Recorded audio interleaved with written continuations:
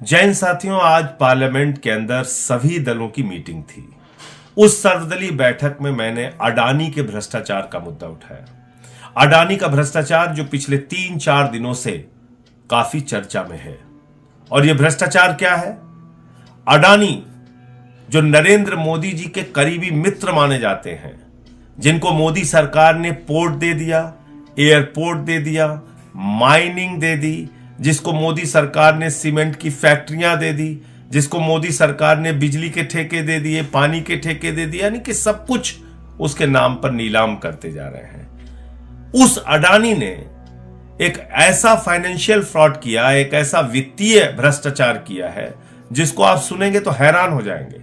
आपको मालूम है, अचानक अडानी दुनिया के दूसरे नंबर के अमीर बन गए। उस वक्त भी मैंने कहा था कि ये दुनिया के 2 नंबरी अमीर बने हैं, और आज वो 2 नंबरी वाली बात सही साबित हो रही है। अब उनका जो अमीरों की सूची में उनका नंबर है वो लगातार गिर रहा है। वो 8वें नंबर पे पहुंच चुके हैं, क्योंकि झूठ का पहाड़ उन्होंने खड़ा किया था, क्योंकि भ्रष्टाचार की बुनियाद पर वो अमीर बने थे।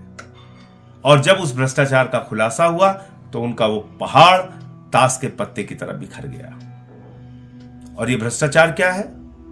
अडानी ने टैक्स हेवन कंट्रीज, यानी कि ऐसे देश जहां पर कर की छूट होती है, आप पैसे रख सकते हैं, आप कंपनियां बना सकते हैं, आप पैसे कहां से ला रहे हैं इसका सोर्स बताने की आपको जरूरत नहीं पड़ती है। उन सारे देशों से, उन टैक्स हेवन कंट्रीज से अपनी ही कंपनी का शेयर खरीदा जो भारत में उसकी कंपनियां हैं। और यह शेयर क्यों खरीदा? क्योंकि अपनी कंपनियों के शेयर के दाम उसको बढ़ाने थे। यानी कि कंपनी मुनाफे में हो और लोग उसके शेयर खरीद रहे हो और शेयर का दाम बढ़ रहा हो, यह बात नहीं थी।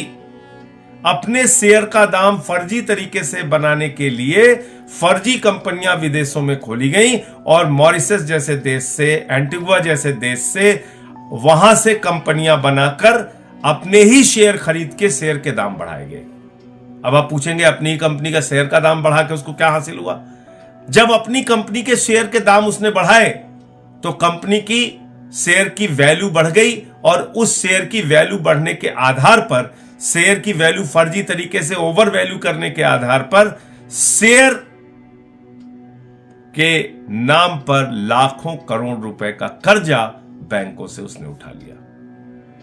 अडानी के ऊपर करीब करीब 2.5 लाख करोड़ रुपए का कर्जा है। और एक पहले भी रिपोर्ट आ चुकी है कि 74,000 करोड़ रुपए भारत सरकार, यानी कि नरेंद्र मोदी जी की सरकार, उसके माफ कर चुकी है। अपनी कंपनी के शेयर के दाम बढ़ाकर, फर्जी तरीके से दाम बढ़ाकर, LIC से, SBI से, जहां पर जनता की गाढ़ी कमाई का पैसा जमा होता है, वहां से लाखों करोड़ रुपए का कर्ज ले लिया। LIC को निर्देश दिया भारत की सरकार ने कि अडानी के शेयर खरीदो। और आपको मालूम है LIC ने कितना शेयर खरीदा है अडानी का? 87,000 करोड़ रुपए का शेयर खरीदा है। इसी प्रकार से हजारों करोड़ का कर्ज SBI ने दिया है और तमाम बैंकों ने दिया है। तो आप कल्पना कीजिए कि कितना बड़ा भ्रष्टाचार है। LIC में लोग अपनी जिंदगी की गाढ़ी कमाई का पैसा लगाते हैं। SBI में लोग अपनी जिंदगी की गाढ़ी कमाई का पैसा जमा करते हैं। क्या नारा है LIC का? जिंदगी के साथ भी और जिंदगी के बाद भी। यानी कि ईश्वर ना करे कि आपके साथ कोई दुर्घटना हो जाए तो आपके परिवार का सहारा बनेगा LIC। आपकी बेटी का सहारा, आपके बेटे का सहारा, आपके बच्चों का सहारा, आपके परिवार का सहारा बनेगा LIC। आज उस LIC को एक व्यक्ति ने डुबो दिया, अडानी ने। और अब वो क्या कह रहा है? आज बड़ा हास्यास्पद तर्क आया उसका। उसने कहा हिंडनबर्ग की रिपोर्ट राष्ट्रवाद पे हमला है। अब आप देखिए मजेदार बात।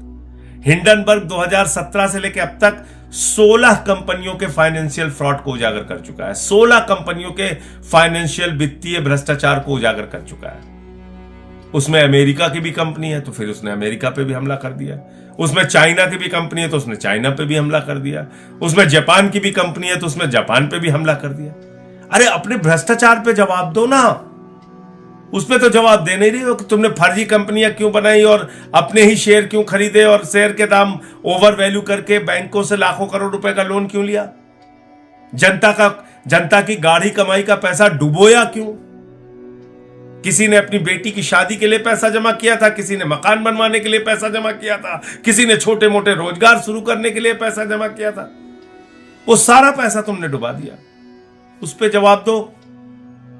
अब कह रहे हो राष्ट्रवाद पे हमला है, यानी कि भारत राष्ट्र के करोड़ों लोगों का लाखों करोड़ रुपए लूटकर अडानी आप राष्ट्रवाद की बात कर रहा है।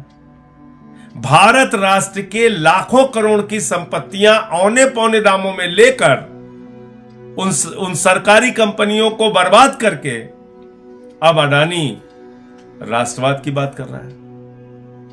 तो इस राष्ट्रवाद के नारे के पीछे तुम्हारा भ्रष्टाचार छुपेगा नहीं, क्योंकि इसी भारत राष्ट्र के करोड़ों लोगों को तुमने लूटा है। और इसलिए मैंने भारत के प्रधानमंत्री को चिट्ठी लिखी है, सेबी को चिट्ठी लिखी है, income tax department, CBI, ED सबको चिट्ठी लिखी है कि बगैर देर किए अडानी और उसके परिवार का पासपोर्ट जब्त किया जाए। क्यों? क्योंकि पहले भी इस तरह के बड़े भ्रष्टाचार करके 20,000 करोड़ रुपए लेके नीरव मोदी भाग गया, मेहुल चौकसी भाग गया, 10,000 करोड़ रुपए लूट के विजय माल्या भाग गया, 3,000 करोड़ लूट के ललित मोदी भाग गया, 6,000 करोड़ लूट के नितिन संदेशरा भाग गया। ऐसे तमाम लोग इस देश की जनता की गाढ़ी कमाई का पैसा लूट के भाग चुके हैं। इसलिए बगैर विलंब किए इसके पासपोर्ट, इसके परिवार के पासपोर्ट जब्त किए जाने चाहिए और इसके खिलाफ कार्रवाई होनी चाहिए। कहां सो रही है सेबी? कहां सो रही है ईडी? कहां सो रही है सीबीआई? कहां सो रहा है इनकम टैक्स डिपार्टमेंट?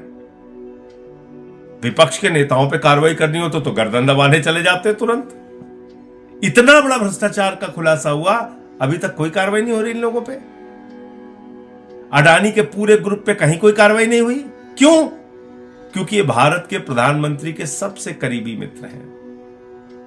अपने इस करीबी मित्र को नरेंद्र मोदी जी ने 2.5 लाख करोड़ रुपए का कर्जा दिया है, 74,000 करोड़ रुपए माफ किया है अपने इस मित्र का।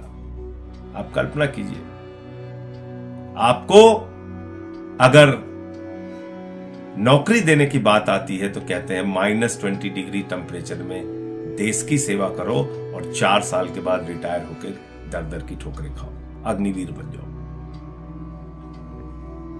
और आपके लिए रोजगार नहीं, आपके लिए दवाएं नहीं, आपके लिए दूध नहीं, आटा दाल चावल सब महंगा कर दिया। लेकिन एक अडानी के नाम पर पूरा देश गिरवी रखने को तैयार है ये सरकार। इसलिए आज मैंने सर्वदलीय बैठक में मांग की है कि इन मुद्दों के ऊपर सदन में चर्चा कराई जाए और अडानी का जो भ्रष्टाचार है उसके बारे में सरकार जवाब दे। मैंने चिट्ठी भी लिखी है कि इनके पासपोर्ट जब्त किए जाए और चर्चा की मांग इसलिए की है कि आज करोड़ों लोग भयभीत हैं, डरे हुए हैं, चिंता के बादल उनके सर पे मंडरा रहे हैं कि उनकी जिंदगी की गाढ़ी कमाई का पैसा LIC में, SBI में, तमाम बैंकों में डूब रहा है और सरकार सो रही है। जय हिंद।